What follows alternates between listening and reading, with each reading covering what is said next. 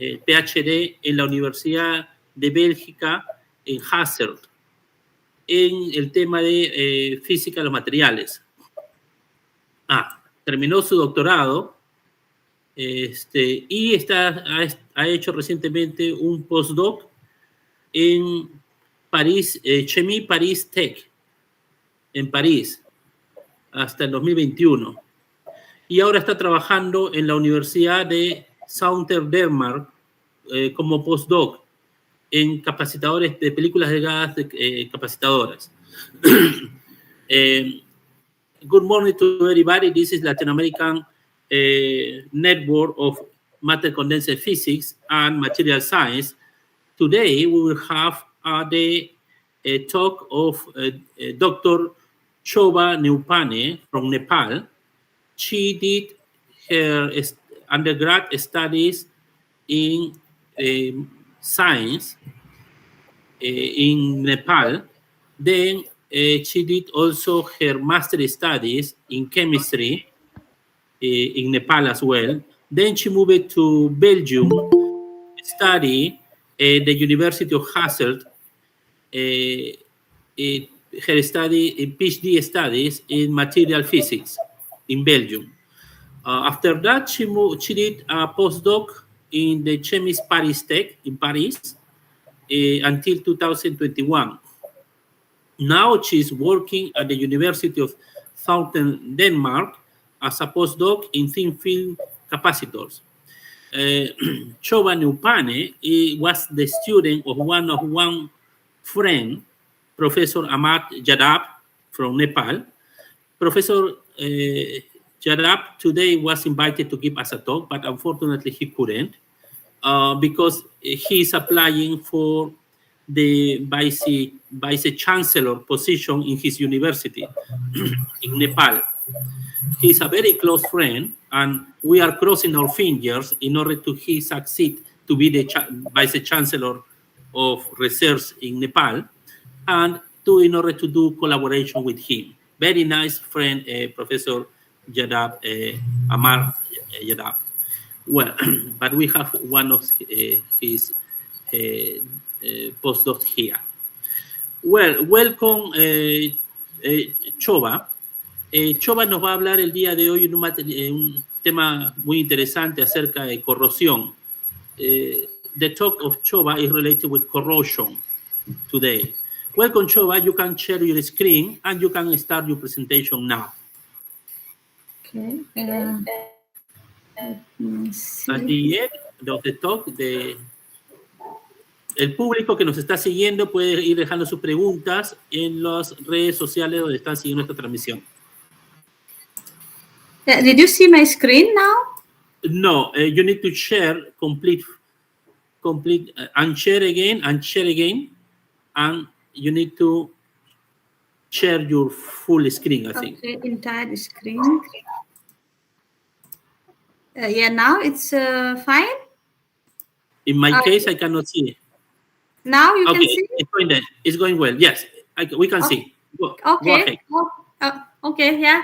Okay, all of you, good morning there, but it's here in the afternoon. But yeah, thank you so much for like inviting me. And as Luis says, that I'm a student of Professor Yadav, and because of the special condition, he couldn't come. So I'm presenting on the behalf of him, and I really feel honored to be here. Myself is Shova Neupane, and currently doing a postdoc in Center for Industrial Electronics, CIE, Department of Mechanical and Electrical Engineering, University of Southern Denmark. And I have here in University of Southern Denmark, I'm doing something different, which I tell you later. But today I'm going to present some of my PhD and then post-PhD work in summary with the localized corrosion initiation study and role of surface preparation on passivity enhancement. I try to explain this in as simple as possible. Like before I go to my main work, I would like to introduce you a bit of myself with my academic background. That I did my master's in chemistry from Tribhuvan University, Nepal, like in together with the thesis internship in National Institute of Material Science, Japan. It was kind of collaborative masters, and I did this under the like supervision of Professor Amar Yadav. Then I started to do my PhD in 2015 from Hasselt University, and that was the Institute for Material Research. And here, my main topic was corrosion initiation study in binary metal alloys. Then, once I finished my PhD, I start to do a postdoc in like Chemi Peritech, like PSL Research University, Paris. There also my work was a bit to make the surface, like study surface science of the metal and characterize them in high technique like XPS and others, and see how the corrosion initiate there and how the surface pretreatment really help for corrosion control or corrosion initiation. Then after I joined the University of Southern Denmark in Denmark here, and also this is my postdoc position, and I'm processing to upgrade me as an assistant professor here. And like I'm doing here like thin film capacitor work. This is a bit of different than corrosion, but these all are kind of interrelated. Like in brief, this is my research area that mainly I work in material physics, corrosion, and corrosion inhibition. That I use some metal, some molecule, or some other process to protect the metal from corrosion. Then I also work a bit in biophysics, surface preparation and analysis for metal, and various electrochemical treatment and electrochemistry. Then metal electrodeposition, that is in situ and outside, and power electronics, polymer, and thin film capacitor. And I have some publication already on this. You can find me on Google Scholar and other online platform of these publications. And currently, I'm based in Europe as I'm Nepali, but I'm working here. And my like running project are currently I'm working on one Danish governmental project called Film Project, which is co-written with my boss. And then like I also work a part in the power capacitor project. This is for like a kind of European project. And another one is aluminum electrolyte capacitor preparation project, that is together with the company. And like beside that, I am also contributing to my country, like without getting salary. It's a kind of voluntary work with my professor Yadav in Nepal, and there I'm working on like actively participating on his project called the biogas project, funded by the government. And then another one is the TWAS project, which is funded by European, this TWAS Italy project, and this is also about corrosion and supercapacitor. These are my work. Okay, these are just a brief introduction of myself. Now let's talk about the outline of today's work. As my title, I'm going to talk about the like corrosion and metal surface preparation and how it really protect or destroy the metal, and how the corrosion is really related how we prepare the sample with the following title. And here I will go from noble metal to more active metal. For example, I will start with a certain copper gold sample, then I go to copper, then stainless steel, and so on. Okay, so let's start with the localized corrosion initiation on noble metal alloy. This is kind of fundamental study I'm doing, and if you don't understand anything, you can stop me and ask question at any time. Since my like topic tell it is corrosion initiation on noble metal alloy, it's kind of de-alloying. The like corrosion is different type in here. It's just two type or different type of combination of metal, and one or some of them are removing from the alloy, and that is also kind of corrosion we call de-alloying. And for like simple scenario, I would like to show you, for example, the copper and gold alloy. It is exist kind of alloy and very normal alloy.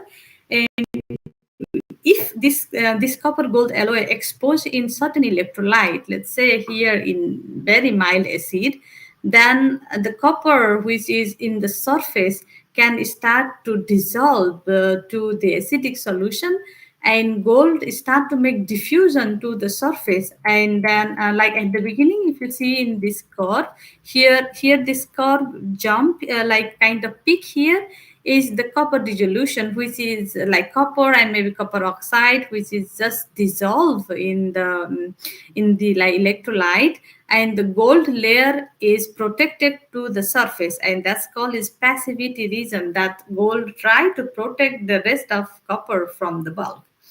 But if we apply more potential here, and it's at certain point, the gold the like gold barrier start to break because of the potential pressure, and which at the like at some point the all the copper start to come out from the alloy, where we call the critical potential. The surface layer could break down, and then it has like it complete the corrosion process, and only the gold is remaining there, and which we call the nanoporous gold, because the like remaining coppers all are gone, so only the gold structure is remaining there. And this is kind of simple scenario how the corrosion occur.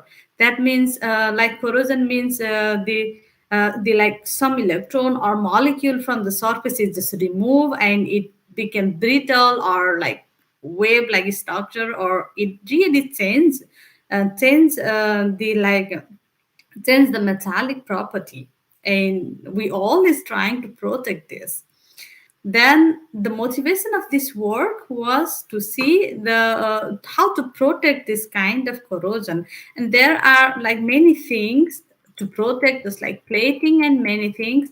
But my study was to see if we apply some organic monolayer like molecules, which can be long lasting and which may be like less hazardous than to coat with other metal.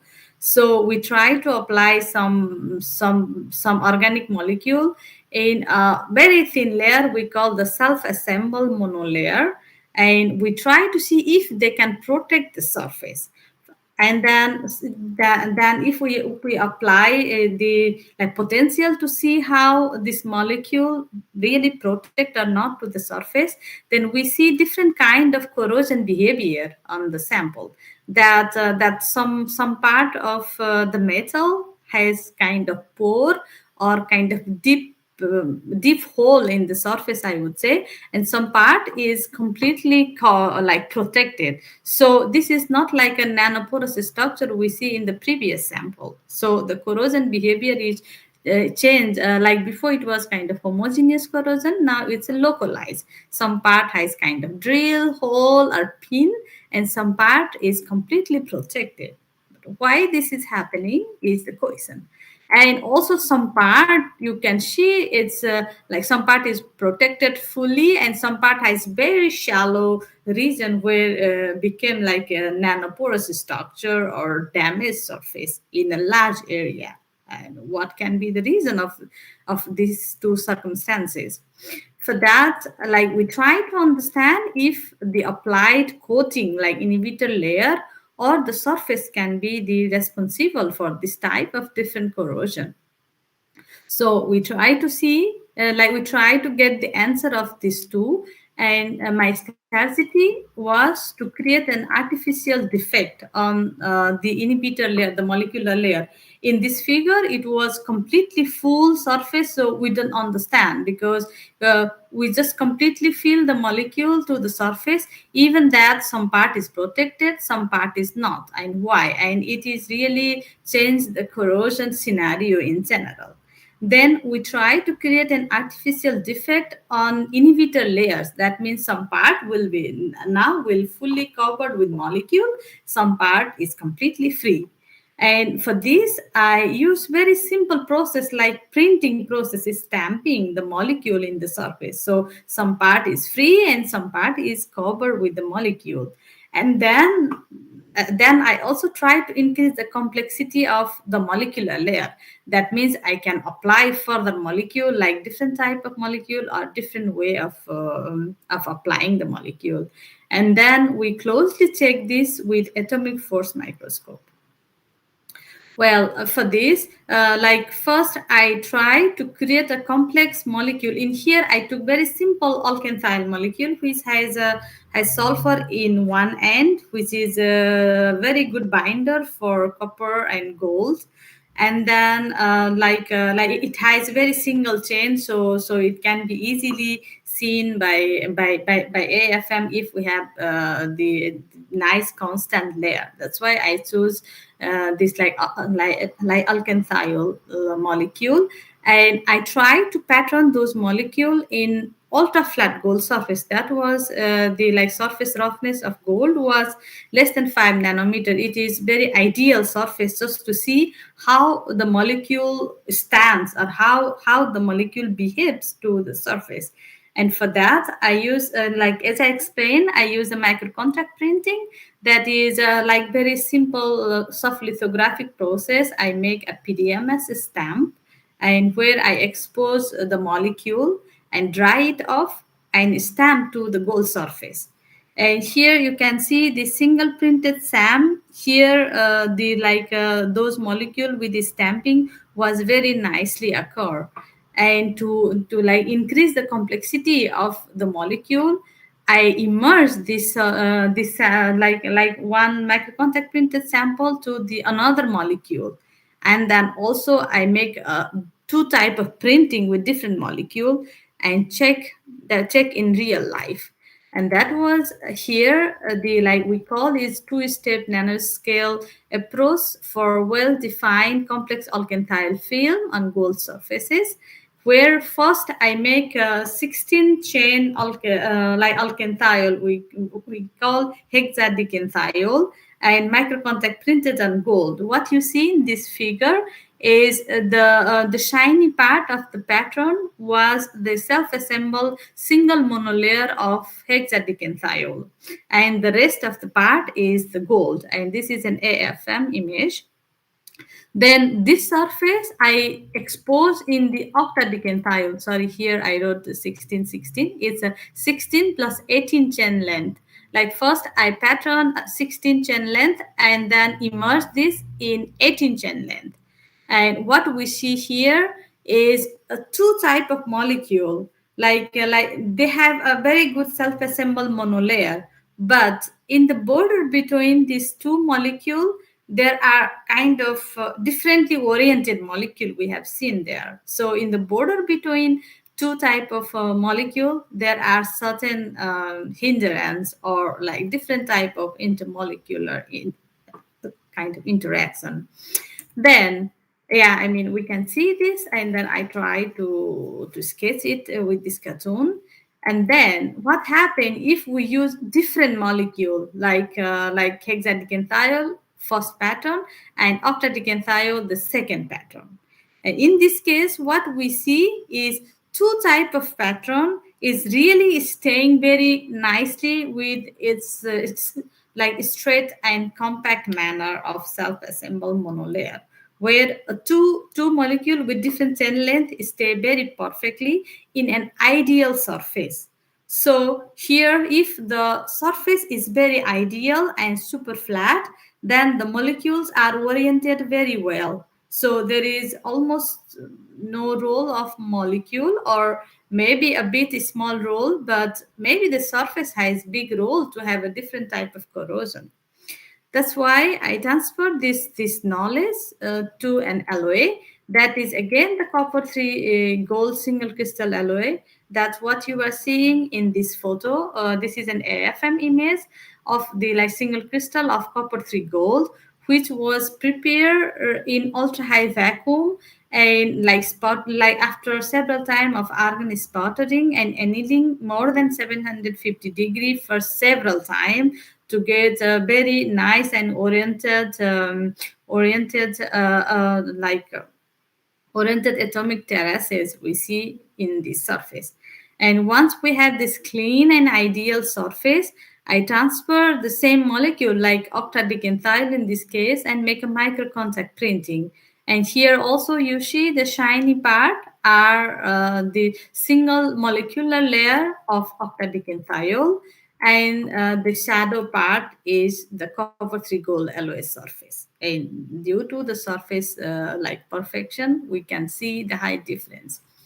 Then the sample was and then the sample was immersed in very short chain length alkenyl, which is butanethiol, only four carbon chain length thiol, just to see the height difference between two molecules. And we see it very clearly here, the small molecules are covered to whole area, and these big patches are with this hexadecanthiol patches.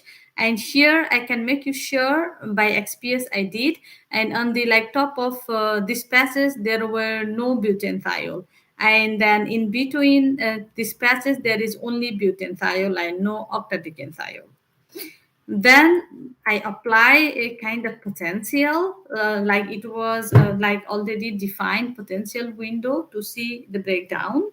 And then after the corrosion happened, what we see is very interesting, that the surface, the corrosion initiation really start from the border between two molecules. So I already showed you before in my previous slide that the molecule in junction between the microcontact printed and backfill surface has certain disorientation. I would not say it defect, but there is molecular interaction was different. That's why the corrosion initiation starts from the area where the molecule is not completely covered, or self-assembled monolayer of the molecule was not completely fine.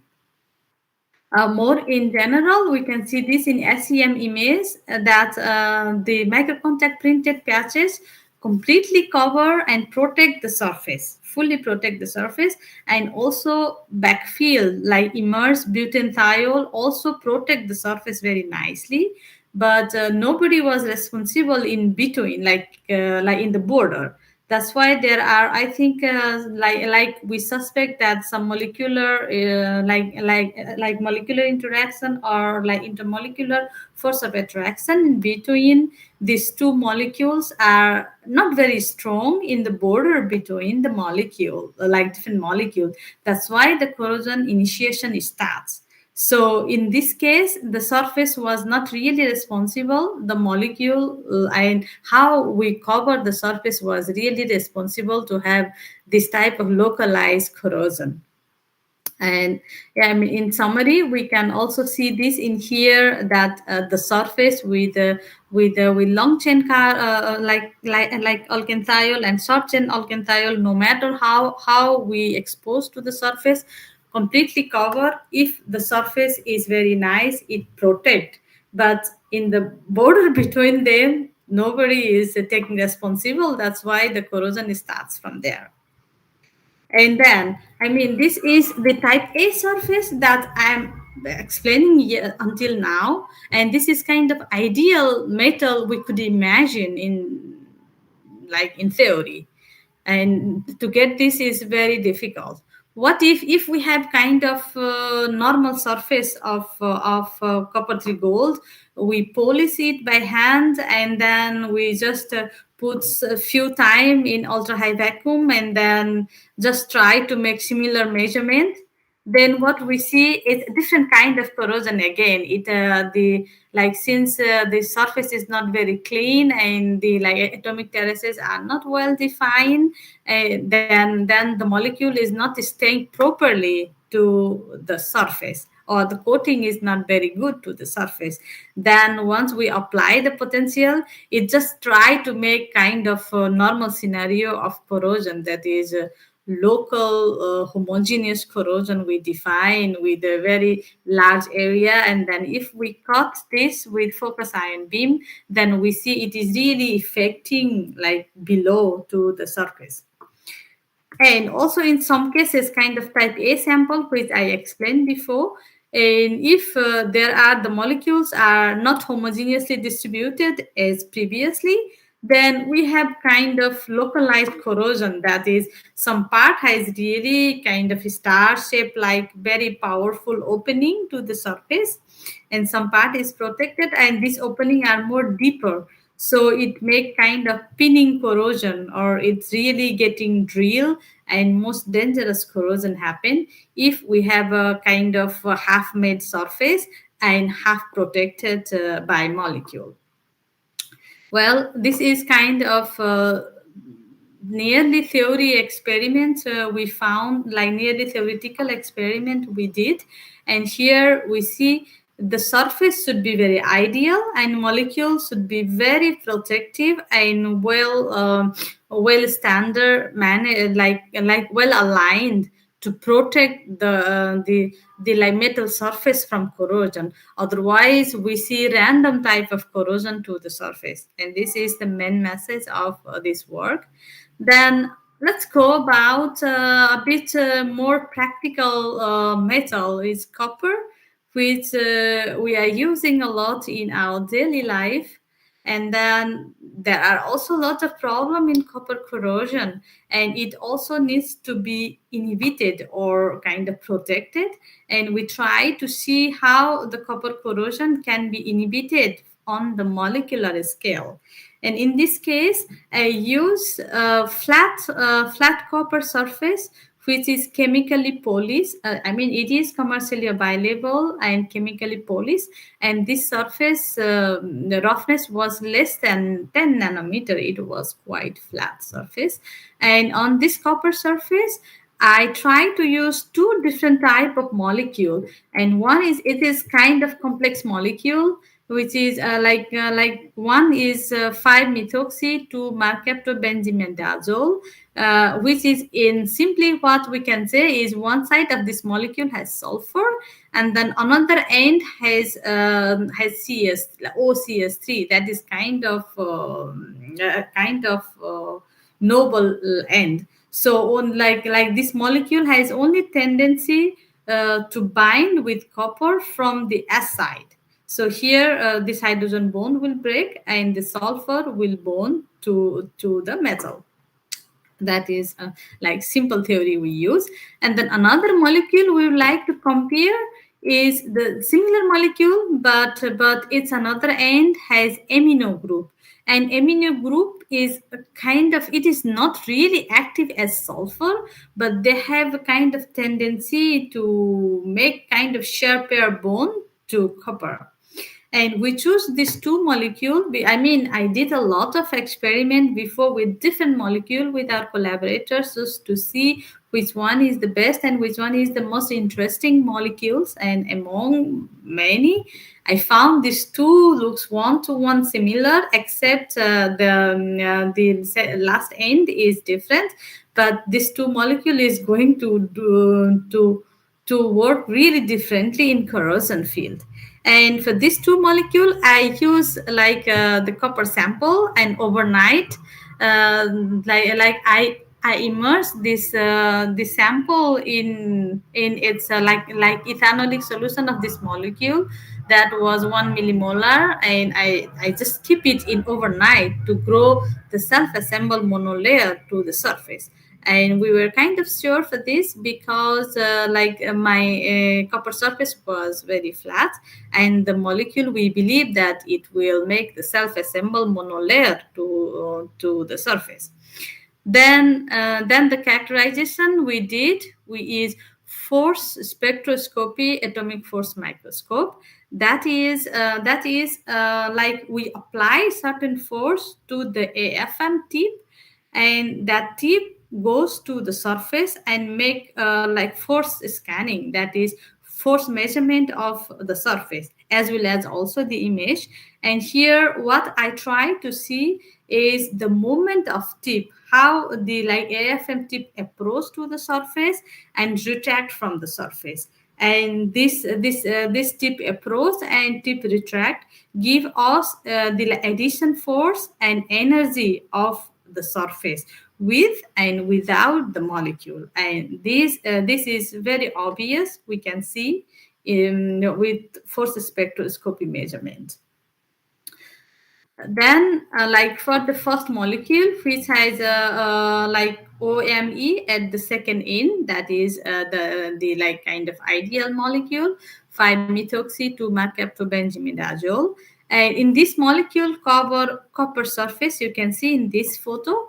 And here, what we see is the surface is completely covered with this molecule, and it is very flat. You can see the surface itself was around 10 nanometer, and you can see the surface roughness is still the same. It means we can say that the molecule are completely compact to all over the surface, and it is like self-assembled monolayer, so we cannot see really the molecular like roughness here, because I mean also the molecule is around 1.5 nanometer long, so we don't see really the roughness.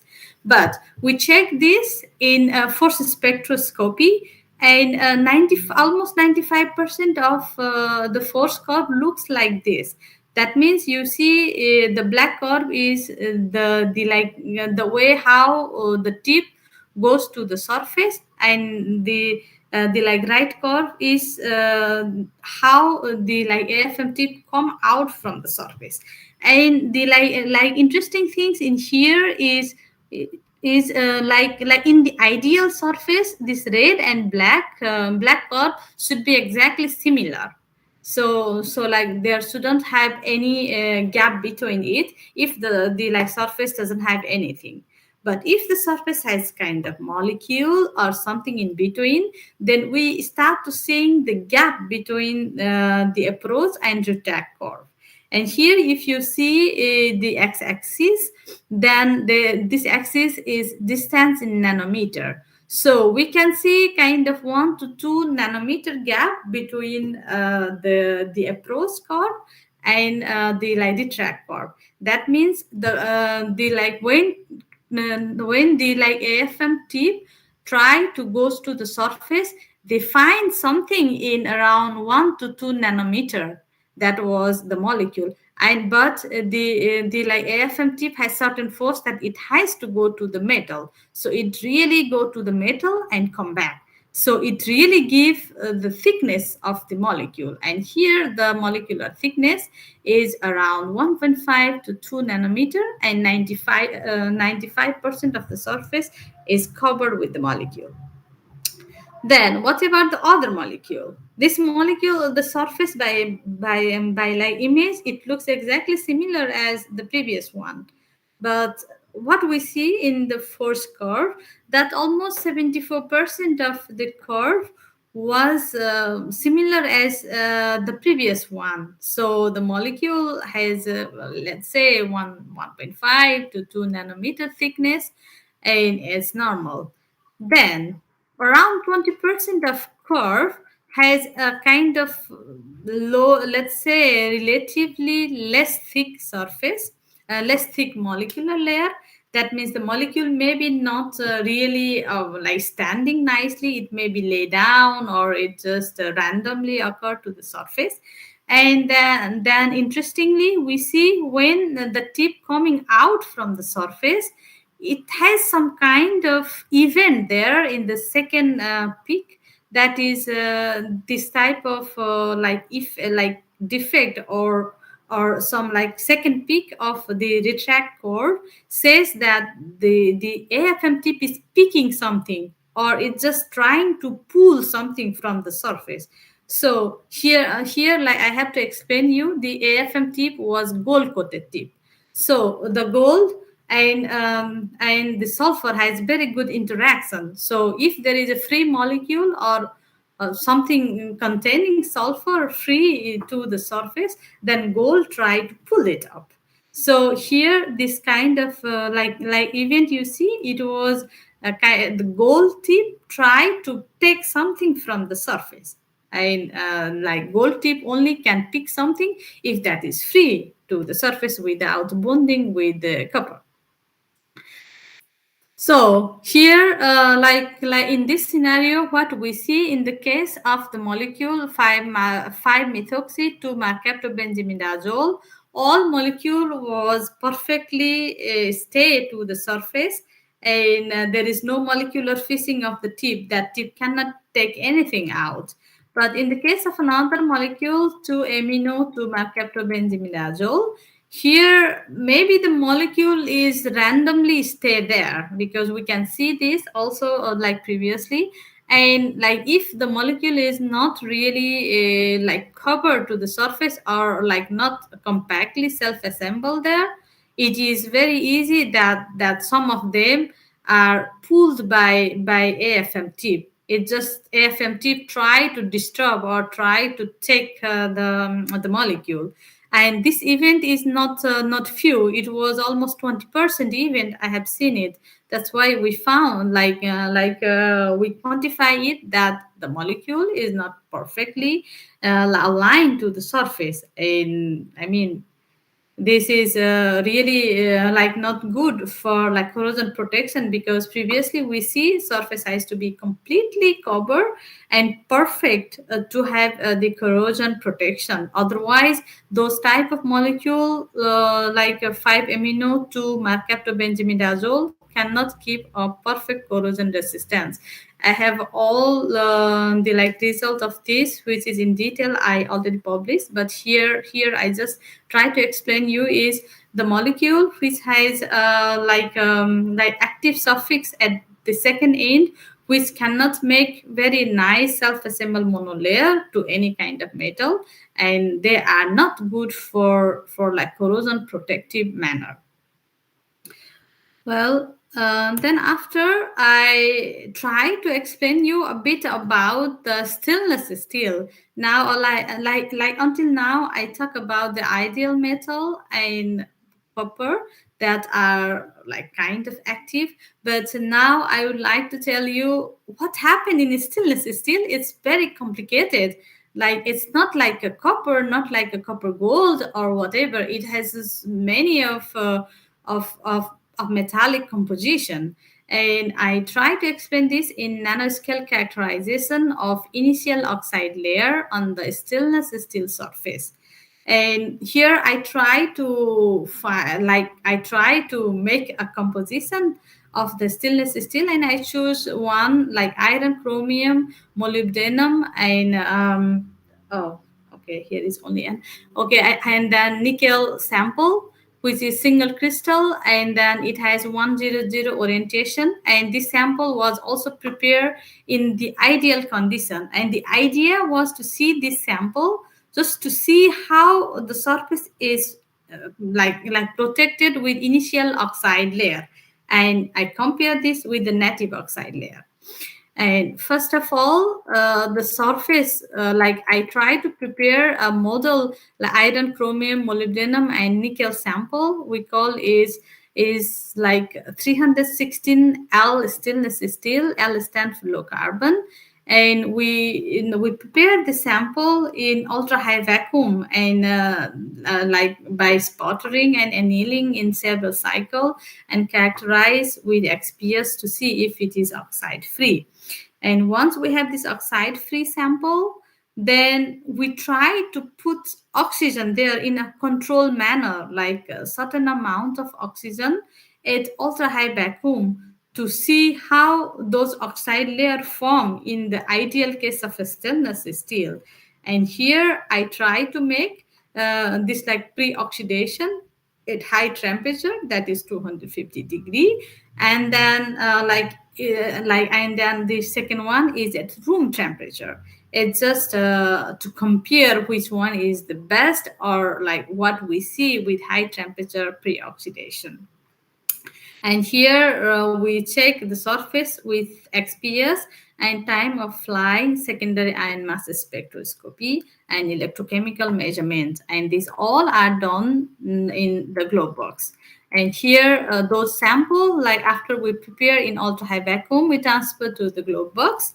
and then make all the electrochemical characterization. Like sometime I did anodic passivation with chloride and without chloride, or make OCP, and see first how this oxide layer going to protect, or how the oxide layer behave during corrosion, and then I make the full corrosion analysis on the surface. So here, the sample ones I prepare in ultra high vacuum by characterizing with XPS, STM, and lead. Then I try to I try to study the corrosion behavior with apply certain potential. And here, the red curve is the glove box pre-oxidized at room temperature sample. That means that I prepare the sample in ultra high vacuum, and then I expose this to the glow box. And glow box has a trace amount of oxygen, so it may kind of oxide layer to the surface itself, and we consider it as a native oxide. And the blue one is the like ultra low pressure pre-oxidized at 250 degree. I previously explained. Here the oxide was prepared inside the like ultra high vacuum in a controlled way. So what do we see here? If those two sample is exposed in 0.05 molar sulfuric acid and exposure at OCP for 30 minutes, and then make this electrochemical measurement. Very interesting things. What we see the like difference in here, that the sample which is prepared in the ultra high vacuum and with the controlled manner of oxygen exposure doesn't have like kind of that inhomogeneous or like on a stable oxide layer. It protect the surface from all over. And in the case of like globe box introduced sample, which was where in the globe box the sample make kind of native oxide to the surface, that has a kind of oxide layer which is like remove easily once we start to like we start to give the potential. That means that there are different type of oxide layer form. Both surface has oxide, but they are different kind.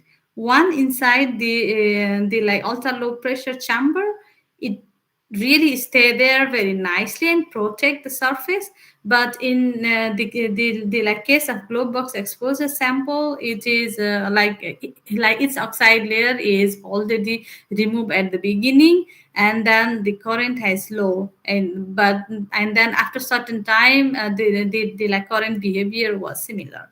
So here we can say that no active peak in the active passive transition for the like control oxygen exposed sample. And let's close look about this data by XPS.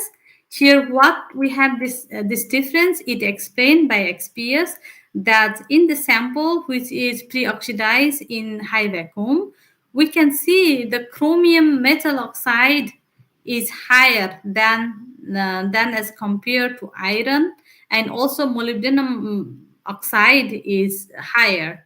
But in case of globe box exposure sample, we can see like iron oxide, hydroxide are dominated to the surface, and as compared to the chromium, like chromium peak of the like stage one. Here the like chromium oxide is very low in stage two, that is globe box exposure, and also molybdenum oxides are randomly appear. So it means the sample surface which is like exposed in oxygen inside the globe box, sorry, like inside the like ultra high vacuum, we have very good chromium oxide, and chromium oxide really protect the surface than the iron oxide. Iron oxide is kind of native, like it play is a native oxide, and once we expose in the electrolyte, it really removed, and it barely helped to protect the surface. But the chromium oxide really helps. So here in detail, what we find is both surface has oxide, but the sample which is well controlled exposure of oxide has the chromium oxide dominated sample, which protect more. And this evidence also prove with this stratified structure, and with that is we successfully make with time of flight secondary ion mass spectroscopy depth profiling. Here we develop kind of layer where we can see like where the iron oxide chromium oxide should appear, and then which one is the like which part is what. And here we can see the first layer is called outer layer. We put their iron oxide and molybdenum oxide is up here, and the chromium oxide is a bit inside the oxide layer, and this oxide layer in total is around like 2 to 3 nanometer maximum, and this is really protecting the surface. And here and then by seeing this top seams structure, we simply like it is just modeled by us that the bilayer or two kind of oxide layer should present to the surface, and we can see this chromium is staying inside the molecular the like oxide layer, and then iron and molybdenum in the, like stay outside the molecular layer. And then like if the surface is well protected, then chromium oxide is higher or more than the iron and molybdenum oxide. This type of model can explain these things. Okay, then after, yeah, and then this is kind of like general result, which is kind of detail that I make the like thickness study on the basis of XPS and top sims study, that the like sample exposed to the globe box has kind of different thickness than the like sample which is prepared inside the ultra high vacuum. And then also if we did OCP, there are some oxide layer kind of iron is really removed, and then chromium is increased. And then in the like if we make anodic passivation of the surface, then also it changed. So this is kind of detailed plot, and then I can explain you later if you have some question.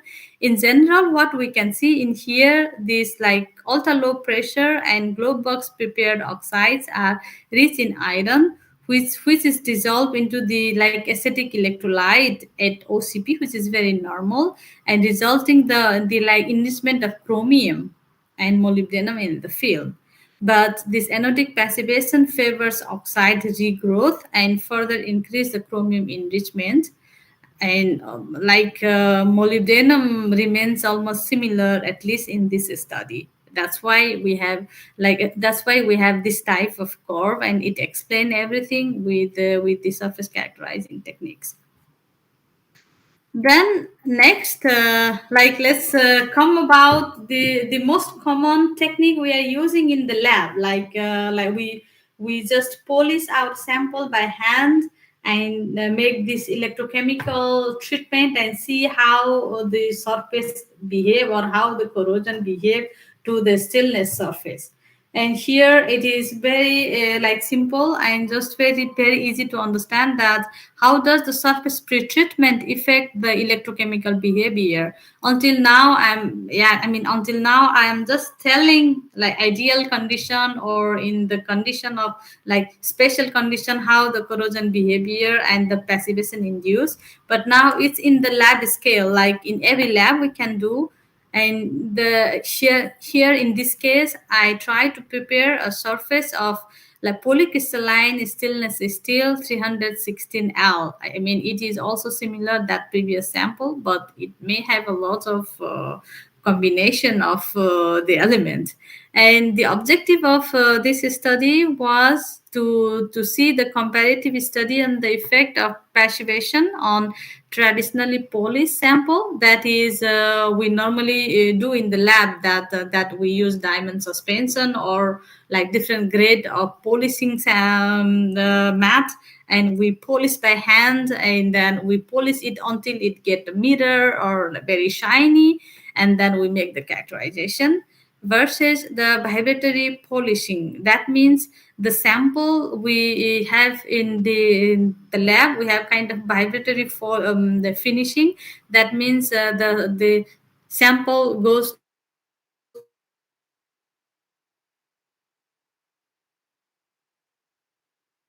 and we put the sample overnight or certain time there to polish it itself to the self. And then also it gives a kind of mirror shiny surface. And then we also so make hydrogen annealing on both sample. That is mentioned extra step. That's once we make the traditionally polished and vibratory polished surface.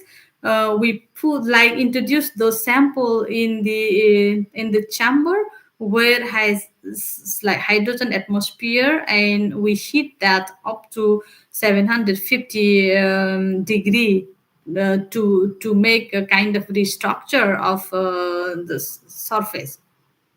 And then we make a detailed surface characterization by optical microscope, atomic force microscope, a time of flight, secondary ion mass spectrometry, that is top SIMS, and XPS.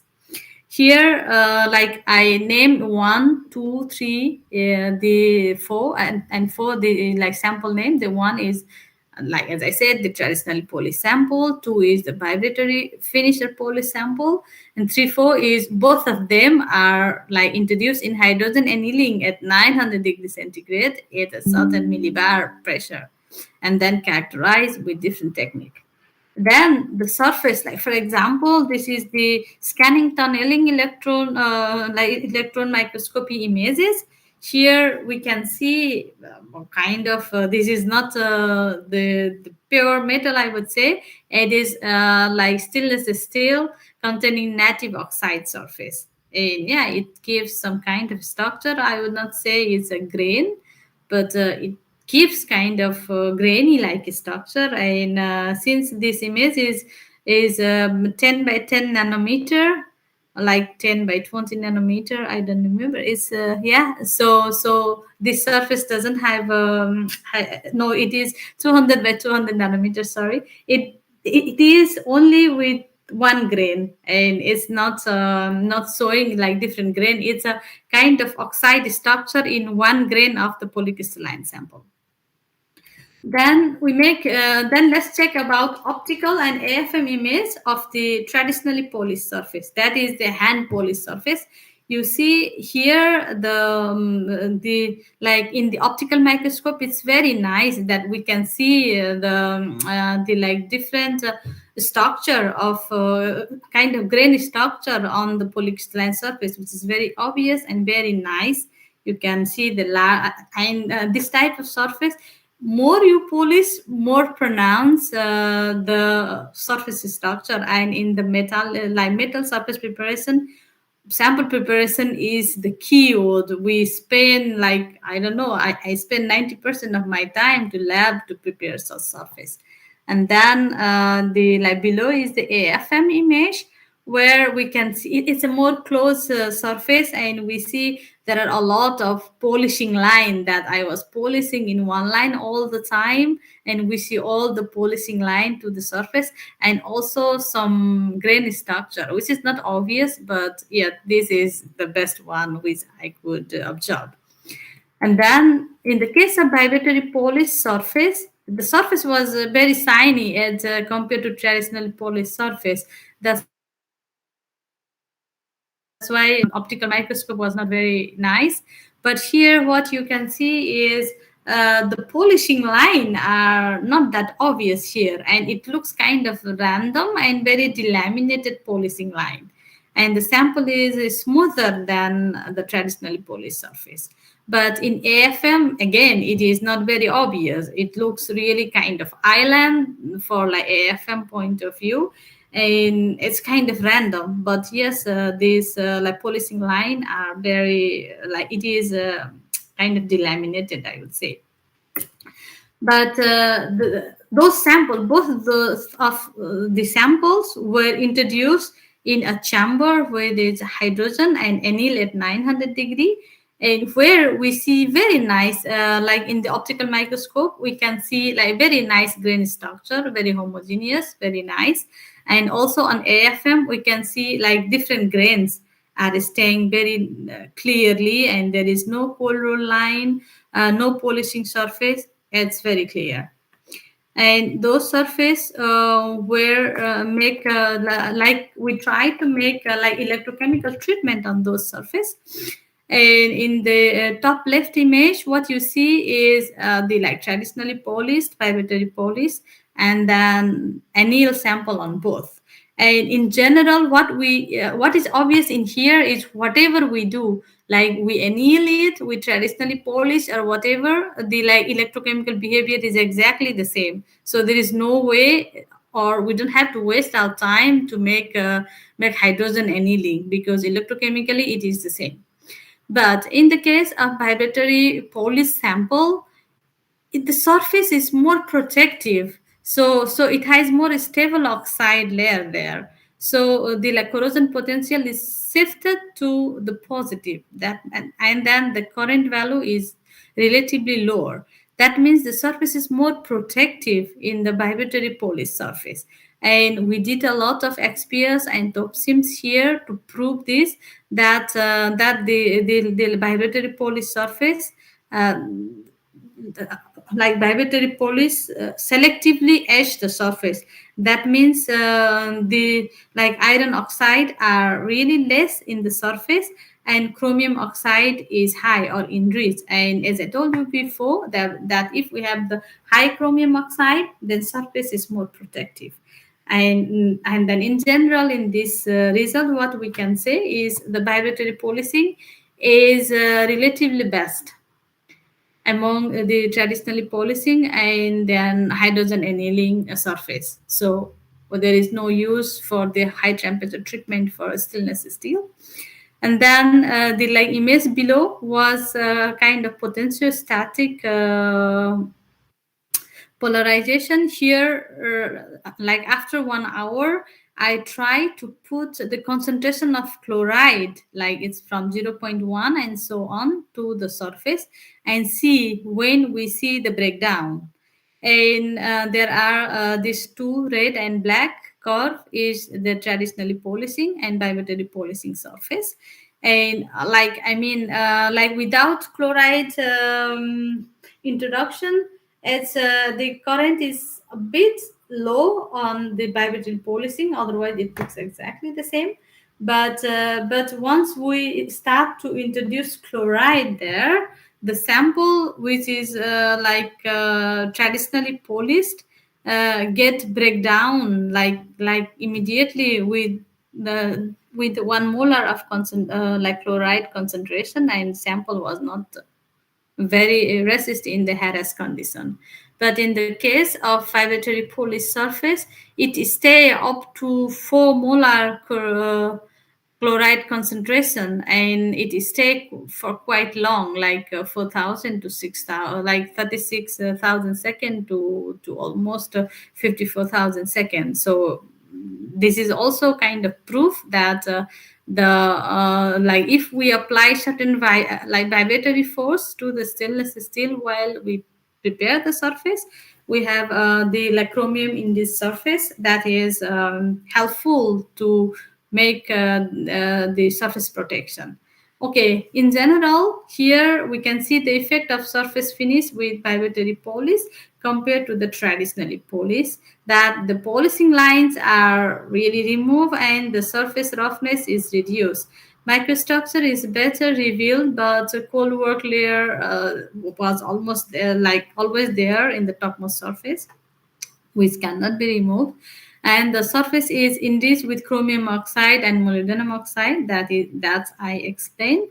And then it improves the corrosion resistance because and that is also we see like anodic polarization and this potentiostatic polarization. Then like effect of hydrogen annealing, microstructure is revealed and we see very nice structure, but it really behave like a traditional poly sample, so I recommend not to waste the time to prepare that. Okay, yeah, this is my talk so far. So I try to explain you about how the corrosion initiation start from noble metal alloy like copper gold, and then how the like molecule try to protect the copper sample, and then how the molecule like how the native and active oxide layer protect the stainless steel, and how the surface preparation really help to have a good corrosion protection for stainless steel sample in real life. Yeah, that's it. And thank you for your kind attention. And if you have any question, they are much more appreciated. Thank you very much, Shova Yeah, Neupane. you're welcome. Muchas gracias a la doctora Shova Neupane, que es de Nepal, que se encuentra en Dinamarca, haciendo un postdoctorado. Ella fue estudiante de un gran amigo, el profesor Amar Yadav, que ahora se encuentra postulando a ser vicerrector de su universidad en Nepal. Bien, vamos a empezar con las preguntas de los panelistas. We are going to start with the panelist questions. Sure. Yeah. Okay. We are going to start first with Professor Ángel Bustamante Domínguez, who is from the University of San Marcos, the Dean of the Faculty of Physics. Ángel, your camera, please, Ángel. Tu cámara, por favor, Ángel. Okay. Yes. Thank you very much for your presentation. You're welcome. Your talk is very have many questions for me, because this is many electrochemistry application. No, I have to nothing understand well to some definition. But in lámina 16, please. In Slide lámina 16, you have iron. Let me share my screen again. Did you see my screen? If you have iron in corrosion product, there is another. Did you see my screen? No. Yes, go ahead. Yeah. You want to see the slide 16? 16. 18. Oh, where it is? 16. This one? No. No. Iron 2 plus. I think done. In 16. Slide 16. Yeah. Yeah. I mean, this one? No. No, put in the iron. You. There is iron present. My idea is there is a special technique from study iron in corrosion product. Yeah. This technique is Mossbauer spectroscopy. You have to some information for this work. It's very interesting to see. You have to measurement iron Mossbauer spectroscopy for iron, because the information we will have to the definition in iron 2 plus from iron 3 plus. Yes. It's important the relation of two iron plus 2 plus from 2 3 plus. Okay. Porque es directo a your products and the corrosion when you have to iron in your sample. Bueno, it's only why this is my ¿cómo se dice? Alguna forma de que you have to measure this aplicando this technique. Moldova, el petróscopo is very important in corrosion metal from iron. Okay. Thank you very much. Yeah, you're welcome. Yeah, thank you. Maybe, yeah, I mean, I could do that. Yeah. Thank you very much. Thank you very much, Ángel Bustamante. Ángel Bustamante is the Dean of the Faculty of Physics in the University of San Marcos in Peru. Very nice to hear his comment, and it's really appreciated. Yeah. She's the chairman of the second Latin American Conference on Superconductivity and Magnetism, which will be held in Peru in October 23 to 27. You are invited to participate as well. Oh yeah, thank you. But I mean, probably I can present online or as well, possible. Okay. As well. Yeah, I mean, if it is in supercapacitor or like conductive material, then I have another slides as well, so I can present that. Yeah, I am going to send you later the information, okay, about the conference. Okay. Sure. Yeah. Nice. Now we are going to. He's from Peru, Now we are going to move to Venezuela, the University of Zulia, with Professor Jose Fermin. Jose Fermin, your camera, please. Good morning from Venezuela, Shova. Maybe good night over there. It's a good afternoon here. It's 4:39. How's the weather over there? Oh, today is very nice. It's sunny. Normally we didn't have sunny here, but today is I don't know. It's around 25 degrees and sunny. It's very good in Denmark. Here in Maracaibo is very nice. Almost 43 degrees. It's summer here. It's extreme summer. Okay, Shova. I am very interested in your bilayer model. Thank you. Do you use? My question is if that model considers the effect of interfaces? This bilayer model, we try to construct it with the top seams measurement, where we see the oxide, like iron oxide, chromium oxide, and molybdenum oxide, and so on. And the layer, this oxide layer was around 2.5 nanometer, and we just stratified and kind of model it. We can see the oxide interfaces, but it's more, let's say, it's a speculation according to top seams data. So I wonder if the interface effect maybe enhances the corrosion. Yes, because if we have this chromium oxide is dominated to this oxide layer, then it really protects the surface. So it really enhances the passivation of the surface.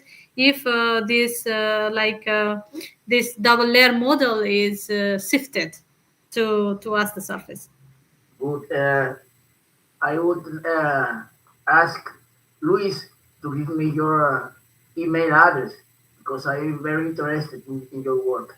Yeah, I'm very happy to communicate, and if there is something that I could help, or we can do many things together. And I'm kind of new in the field, just doing postdoc, so it's always very privileged to work with you. Yes, thank you, Shova. And lastly, I would like to wish you the best success in Thank your you so work. much. Thank you so much. Thank you. Gracias, Luis. Thank you very much. Jose Fermin from the University of Zulia. Now, Shova, we are going to move to one panelist from the University of Cambridge and University College of London, Professor Stuart Holmes. You already know him. Stuart. Yeah. Thank you, Shova, for your presentation. Very interesting. Also, you provided a lot of information. Yeah, it's some more technical questions and a general question. I'll start with the technical question. When you were talking about the copper-gold alloy and the Yes. micro printing, Yes. the scale was about 5 microns. Did you Yes. use the scale, or was that what was set by the technique? Why 5 microns? Is that important? Yeah, because like we make this like I make the contact printing, and initially we were even trying to make 3 by 3 micron pattern to see very detailed like what is really happening, the height difference, because I'm talking about 2 nanometer of molecular layer, and some area is free, so we really wanted to have a very close look of the molecule. And 3 by 3 micrometer, it was not very good to make the further corrosion test. So I make a 5 by 5 micrometer patches. And this is kind of also obvious to see by atomic force microscopy. I mean, only that reason we can make it bigger or smaller. That's very, like, it is very flexible technique. Also, after the corrosion experiment, you showed an SEM image Yes. of the crystal that was left, and it looked like a kind of a lattice structure. Looked quite interesting. Yes, Did you think it to is. further study that? What was left? Yeah, we like I had like more detailed like experiment on this with focus ion beam. We mill, we cut the surface, and we see. And it's I mean, maybe that is the lattice structure. I could check it with STM, but in my institute that was not available by then, so I couldn't check. But the surface I make also EDX XPS, and it's the like it just saw the copper gold alloy, and maybe it is atomic terraces all over. Yeah, I mean, you are very right. I could check this with STM to see if it is lattice structure there. Thank you. I have a more general question, my final question. Why did you pick stainless steel 316? Is that a common steel? I think it is fairly common, but is there something about that steel that maybe has applications in say, the construction industry or the automobile industry? I don't know. Why that particular steel? Yes, this is the stainless steel 316 is kind of standard steel, and which has like it has a combination of like the minimum amount of chromium, and it is kind of relatively healthier, we say. And for like many kind of appliances, for kind of a body implant steel, or for high standard like a watch, or for the pipelines for drinking water, they use this kind of low carbon and then a very minimum amount of chromium and nickel containing sample, the steel, because if we have a lot of chromium and nickel in the steel, then it like nickel oxide and chromium oxide is very toxic, and that's hazardous for living beings. That's why people try to make this stainless steel which has the optimum amount of chromium and molybdenum that is used for the like let's say for the common use, like standard use of the sample. This stainless steel is not used in the infrastructure development. It's for implantation or the pipeline, or yeah, maybe it's more expensive. Yeah, exactly. Yeah, I mean, during this study, I was in Paris, and we got the project from this Cartier watch company that they wanted to study their sample, and they said that we are sending you a steel sample which you have to analyze. And we were laughing at the lab that they sent us a stainless steel 316L. Yeah, that's very good. Thank you again for your talk and the answers to the questions. Thank you. You're welcome. Well, thank you very much, Professor Stuart Holmes, for the questions. Shova, now you know also already nearly Dr. Ximena Velasquez from Colombia. Maybe she has a question, or maybe the public from Colombia. Sure. Ximena? Well, thank you for your talk. That was interesting. To know all about materials corrosion. Yeah, it's a new topic for me, and it's incredible. Thank you. Yeah. Um, for me, I don't have question. Let me check in the public of our university. No, you don't have question also. And thank you for your talk, for your knowledge about this. That was interesting. Much. And I mean, if you have some question in the future, something pop up on your head, you can always email or message me, and I try to explain it as much as I can. Thank It's not you. like we end here. We can communicate later as well, and it's a knowledge sharing is always very beautiful. Yeah, that will be interesting for our university. Yeah, thank you.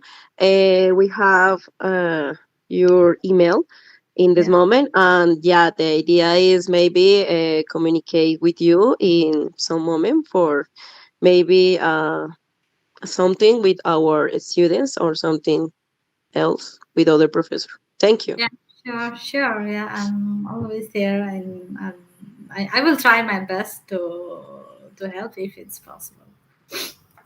Thank you for your talk. You're Thank welcome. you. Thank you, Ximena Velasquez. I think that there is a question from the public of Venezuela. Jose Fermin? Yes, I have a question from one student via WhatsApp. Shova, and the student wants to know how can you do to be to how do you uh, can design or how can you let me translate better. How Okay. can you make stainless steel stainless because he's talking. He wrote to me that last month he went to shop and asked Yeah. for a piece of stainless steel, but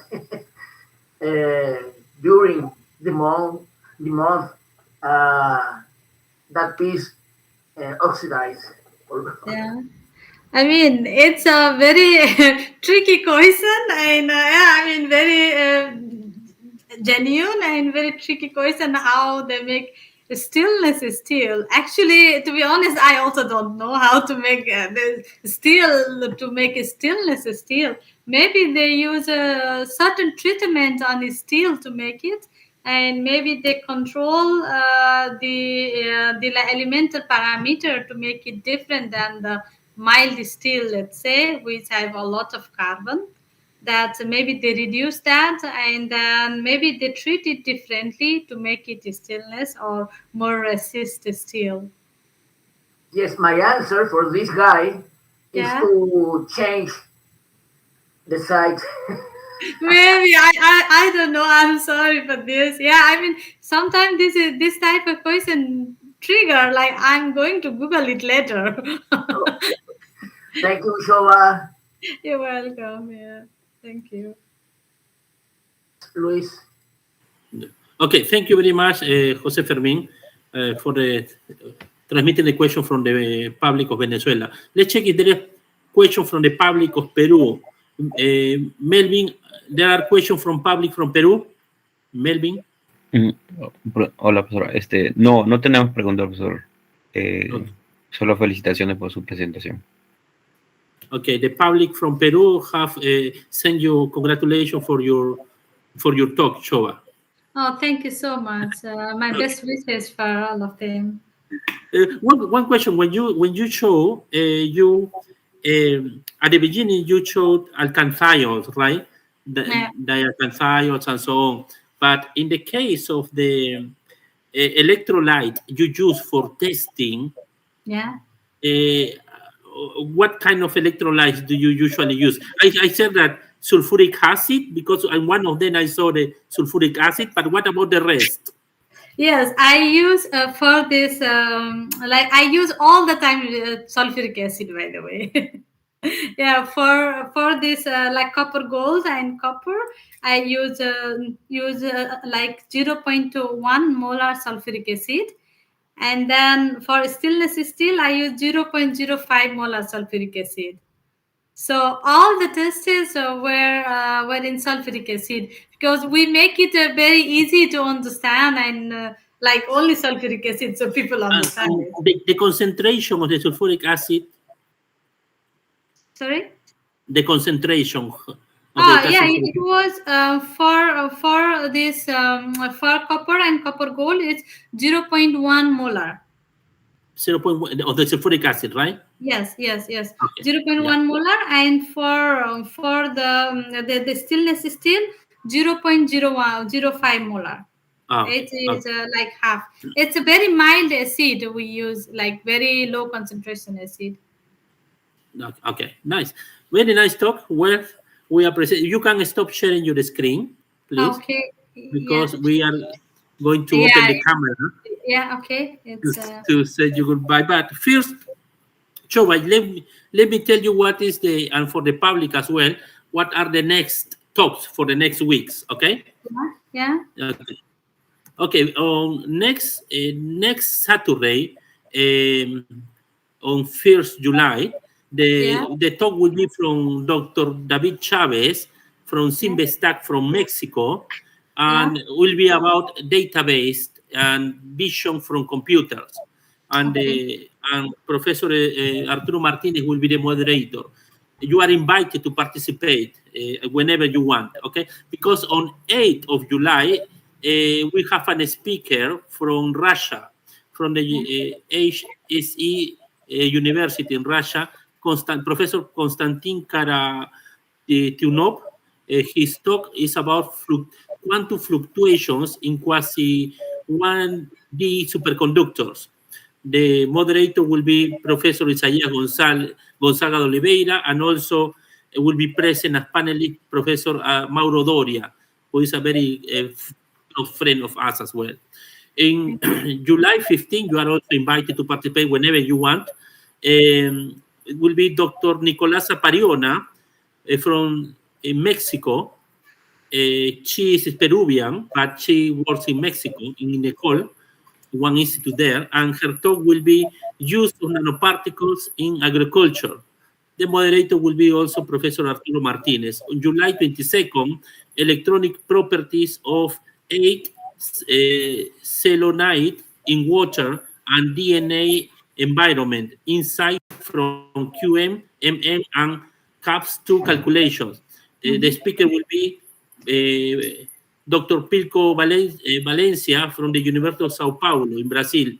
July 29, applications of metal organic frameworks in the resolution of environmental problems. Will be Professor Luis Ángel Alfonso Herrera from Mexico, and the moderator will be Professor Felipe Mundaca from Chile. 5th of July, August will be Johan Toro Mesa about emulsions. It's from the American Chemical Society, the branch in UK.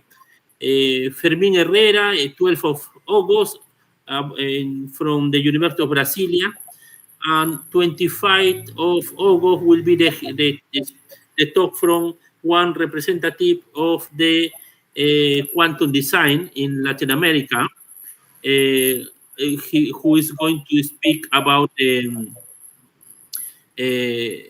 magnetic property measurement systems, and also equipments for squid sensor. The speaker will be Giancarlo Colombo from the quantum design representative. Well, you are invited whenever you to join us, and I will give you more details about the conference that we will hold in Peru. Todos están invitados a la segunda conferencia latinoamericana en superconductividad y magnetismo, que se realizará en la Universidad Nacional Mayor de San Marcos, Facultad de Ciencias Físicas, del 23 al 27 de octubre del 2023. Presente sus trabajos, toda la información está en la página web de la red LAFMAT.